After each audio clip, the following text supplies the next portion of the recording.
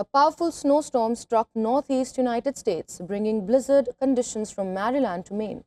Heavy snowfall and strong winds have forced millions of residents indoors as officials declared state of emergency across the region. More than 40 million people across the northeastern U.S. were under severe weather warnings as a powerful wind swept through the region. Air travel ground to a halt with more than 5,700 flights cancelled. Train and bus services were suspended, leaving commuters stranded. Thousands of homes and businesses lost power as the storm intensified, and wind gusts reaching 113 kilometers per hour, which raised the risk of falling trees and prolonged outages. In New York City, a state of emergency continues to remain in effect. The normally bustling streets were nearly empty as the snowstorm blanketed the city. More than 2,600 sanitation workers and 2,300 plows have been deployed to clear the streets. Mayor Zoran Mamdani has ordered residents to remain off the roads. Non-essential travel ban kept most residents indoors, while buses and ambulances fitted with snow chains moved slowly through Manhattan. Major tourist hubs like Times Square stood nearly empty, and even the United Nations headquarters in Manhattan suspended operations as the storm brought daily life to a halt. Across Brooklyn and surrounding areas, shops and restaurants remained closed as the storm disrupted daily life. Central Park transformed into a winter playground as New Yorkers ventured out after a heavy snowfall. With schools closed, many children were seen sledging down snowy hills, while families built snowmen and park-goers staged snowball fights. Central Park recorded nearly 20 inches of snow by Monday afternoon, the largest accumulation in over a decade. So it's pretty strange because this is where you come for Manhattan Henge, and you can see all the way through to New Jersey where the sun sets.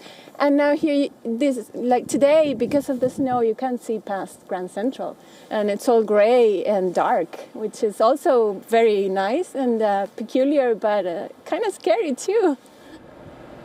In Boston, blizzards forced widespread flight cancellation, disrupted travel, and left streets coated in deep drifts.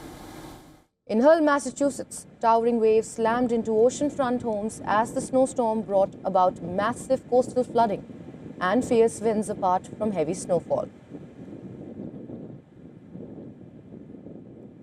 And for more on this, our correspondent Susan Tehrani has sent us this report from New York. Listen in. Here in New York City, officials say the worst of the powerful winter storm has now passed, but the impact is still everywhere you look.